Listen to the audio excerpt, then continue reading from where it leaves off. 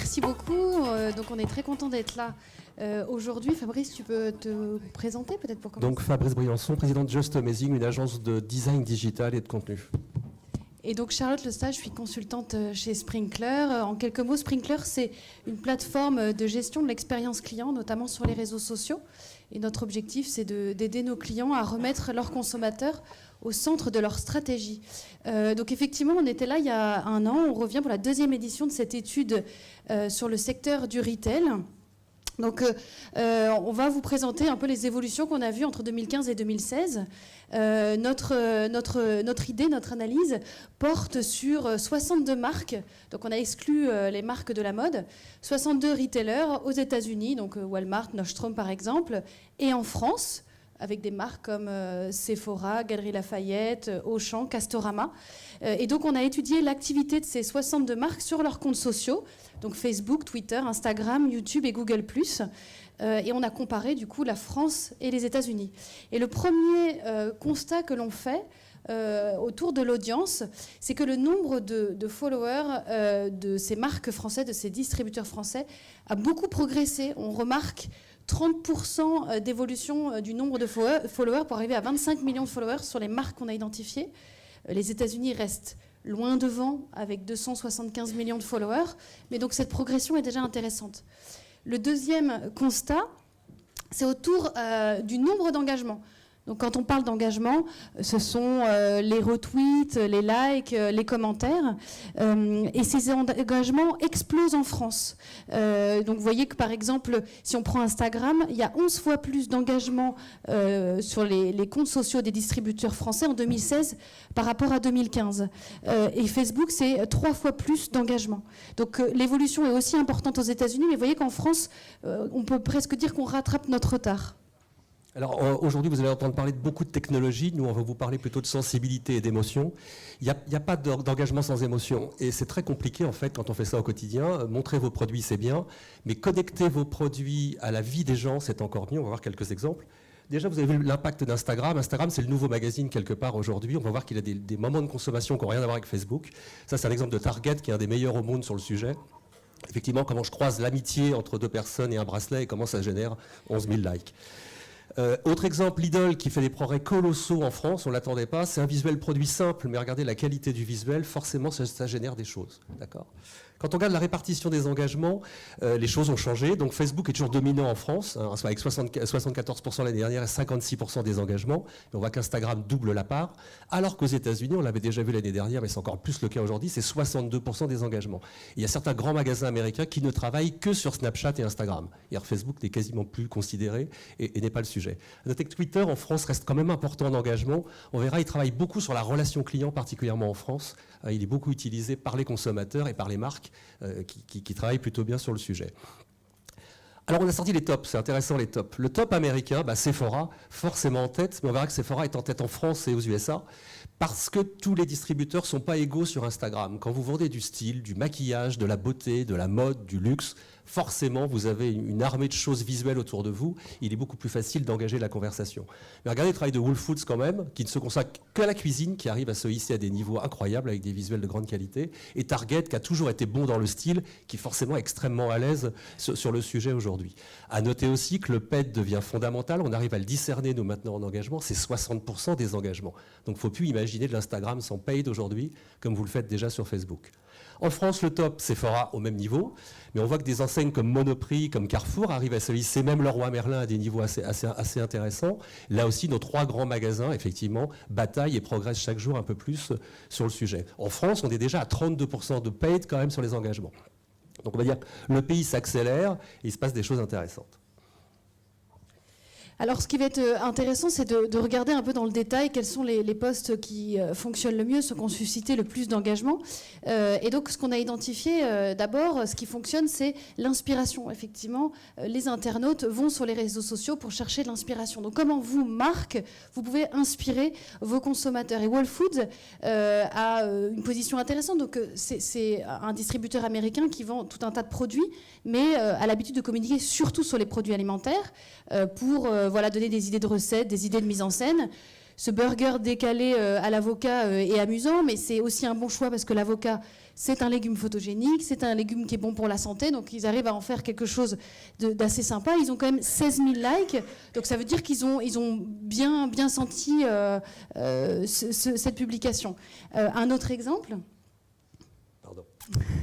Un autre exemple, quand on parle d'inspiration, c'est aussi les mots. Les mots peuvent être inspirants. Et donc, quand une citation est bien choisie, eh ben, elle peut fonctionner. L'exemple de Castorama est intéressant. Ils ont choisi une citation de Martin Luther King. Et donc, cette citation, ben, voilà, elle peut émouvoir, elle touche. Et Castorama a quand même réussi à obtenir 27 000 likes, ce qui est considérable pour une citation. Autre exemple, la surprise. Forcément, elles ont un fil Instagram qui est de plus en plus fourni, il y a de plus en plus de marques. Plus vous êtes en rupture par rapport à des choses, plus ça fonctionne. Bloomingdale's, donc magnifique grand magasin de luxe américain, mais qui arrive toujours à télescoper le monde, c'est-à-dire à mettre son nounours et ses sacs dans le métro, c'est-à-dire il télescope son univers de luxe avec la vie quotidienne de la cliente. Et il le fait merveilleusement avec ce visuel sur les ballons pendant l'été. Alors, jouer la saison, parce que c'est vrai que forcément, dans l'année, il y a des moments plus phares, il y a des récurrences, et les retailers peuvent aussi profiter de ça en termes de communication. Donc, il y a des choses intéressantes chez Sephora, à nouveau, qui a profité d'Halloween pour créer ces citrouilles un peu glamour et générer énormément d'engagement. Mais on a aussi à nouveau l'exemple de Target, donc, qui est habitué à mettre en scène de façon assez élégante autour du style ses produits. Et là, vous voyez qu'à l'occasion des Oscars, on a cette mise en scène de bonbons, de produits. Et ça fonctionne. C'est juste parce que c'est au bon moment. Et puis, c'est aussi un peu inspirant quelque part. Quand on reprend un peu les résultats, dans toutes les marques qu'on a étudiées en termes d'engagement, mois par mois, on a très clairement des pics d'engagement en fin d'année, au moment des soldes de janvier. Donc, les consommateurs sont certainement plus sollicités à ce moment-là. Peut-être qu'il fait froid et que du coup, on est plus actif sur les réseaux sociaux parce qu'on reste chez soi. Toujours est-il que c'est des périodes qui sont favorables à l'engagement, donc novembre, décembre et janvier. Pensez à Noël. Noël, on a vu des résultats qu'on n'avait jamais vus dans toute l'Europe, il n'y a pas qu'en France, aux États-Unis. Mais l'imagerie de Noël dans ces périodes de crise génère des likes à n'en plus finir. Il est assez facile de mettre en scène tous vos produits, en fait, quel que soit ce que vous vendez, en fait, autour de Noël. Bel exemple aussi du BHV. Oui, le BHV, c'est pas l'hiver ni Noël, mais à Pâques, donc le BHV met en scène ce petit lapin, un petit clin d'œil sympathique pour Pâques, mais en profite dans son poste du coup pour indiquer que le BHV est ouvert le lundi de Pâques, et donc du coup susciter aussi du trafic en magasin. On n'est pas là, c'est pas de l'émotion que pour de l'émotion. Il y a vraiment un but derrière qui est de rappeler que l'ouverture est aussi le dimanche et le lundi de Pâques. Et attention, dans quelques jours, va ouvrir l'e-commerce sur Instagram. C'est-à-dire vous pourrez cliquer sur le produit et être en relation directe avec le magasin et l'e-commerce. Donc, 1, ça génère de l'image et de l'émotion. 2, ça génère du trafic vers le magasin, mais ça va générer de l'achat, puisqu'il y a déjà 10 retailers américains qui sont en train de tester la chose. Donc, c'est là qu'on voit qu'Instagram, en fait, va prendre une position assez étrange, assez forte en construction d'images et en ROI véritable. Alors, on va aller plus loin. Donc, le mois, c'est bien, mais le moment de la journée, c'est mieux. Donc là, il faut faire vachement gaffe au community management. Les gens, ils commentent à des moments particuliers de la journée, en fait. Et c'est 7 jours sur 7. Pour la première fois, donc l'année dernière, on l'avait diffusé, mais là, on voit les pics de Facebook, on les connaissait, c'est à partir de 10h jusqu'au déjeuner, grosso modo. Et le soir, à l'happy hour, vers 18h. Alors qu'Instagram n'a pas tout à fait la même courbe. Il y a vraiment une tendance à le lire différemment, purement à l'heure du déjeuner. Alors, on va aller plus loin dans les analyses demain. Aux États-Unis, on constate aussi des pics identiques, mais ça commence le matin, mais les vrais engagements, en fait, sont à des moments précis. Alors que Twitter, lui, est étal, on le savait déjà tout au long de la journée, mais Twitter n'est pas consulté pour la même façon et n'est pas joué de la même façon. Ça veut dire quoi? Ça veut dire que des marques comme Cdiscount sont assez étonnantes. Ils ont des résultats colossaux sur Facebook. On s'est dit, mais pourquoi on a fouillé? Alors, effectivement, ils font bien leur boulot de e-retailer. Simplement, ils ont des rites. Tous les vendredis, ils fêtent l'arrivée du week-end. Tous les dimanches soirs, ils sont en empathie totale avec leur public sur la tristesse de travailler le lendemain. Et c'est tous les dimanches soirs à 18h30. Et ils arrivent à générer un pic pour tout le marché du retail français. Donc c'est assez intéressant. C'est gratuit. Ça ressemble à un mème. C'est pas codé. Le code de marque, par moment, il faut s'en foutre. Et c'est juste vachement bien, quoi. Et ça fonctionne particulièrement bien.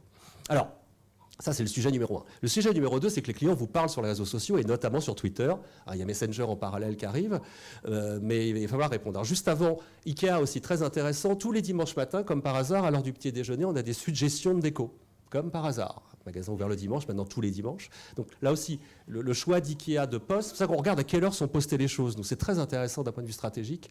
Et faites très attention. En plus, vous ne pouvez pas programmer Instagram. Donc il faut vraiment un community management extrêmement fin qui colle exactement au rythme, je dirais, de fréquentation de vos magasins. Alors, jouer la connivence. Alors la connivence, c'est aussi un levier intéressant pour susciter de l'engagement et se rapprocher quelque part de vos consommateurs. Alors cet exemple de Barnes & Noble, je l'aime bien parce qu'ils ont réussi 2 choses. La première, c'est qu'en fait, ils ont identifié qu'une jeune femme avait repéré dans un magasin Barnes & Noble un homme qu'elle trouvait élégant. Et donc Barnes & Noble répond sur Twitter. Et puis après, la marque cite cette conversation sur Instagram. Donc, ce qu'on vous montre là, c'est un post Instagram.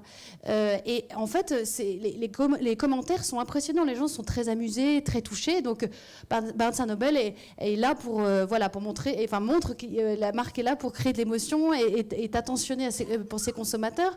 Donc, il y a vraiment l'idée de ramener un moment de vie du point de vente dans le digital. Et l'expérience continue puisque les commentaires sont assez importants et assez riche sur Instagram. Donc le point de vente n'est pas à dissocier du digital, il y a vraiment un aller-retour entre les deux. Donc n'hésitez pas à favoriser des histoires d'amour. D'abord jouer avec les réseaux, c'est-à-dire certains posts ont besoin d'être trans-réseau, et favoriser les histoires d'amour dans vos magasins, parce que ça c'est un moment d'émotion totale.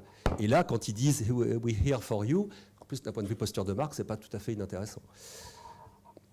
Alors Amazon a aussi l'habitude de jouer beaucoup sur les contenus postés par ses consommateurs. Là, Amazon refait la même chose avec Amazon Prime et donc réutilise des créations des internautes. Donc là, c'est quelqu'un qui a pris en photo son chien dans un carton.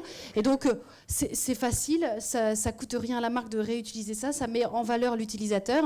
Et Amazon arrive même à créer un hashtag Prime Pet. Donc il y a maintenant une récurrence de photos avec un carton Amazon Prime et un animal de compagnie. Et ils ne sont pas fous, ce ne sont que des cartons Prime, ce n'est pas les autres cartons.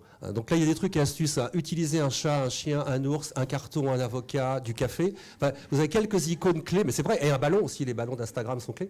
Il y a des icônes étranges d'Instagram, donc il y a une culture à respecter, à suivre. Mettez ça en scène et vous y arriverez très simplement. Alors la réactivité, ça c'est très important. Ils vous parlent, donc, comme je le disais tout à l'heure, sur les réseaux sociaux, il faut leur répondre vite. On avait vu l'année dernière, il y a une étude qui nous avait dit 30 minutes à peu près d'attente tolérée par les clients. On va voir que certaines marques américaines sont bien dans de ça et arrivent très très loin.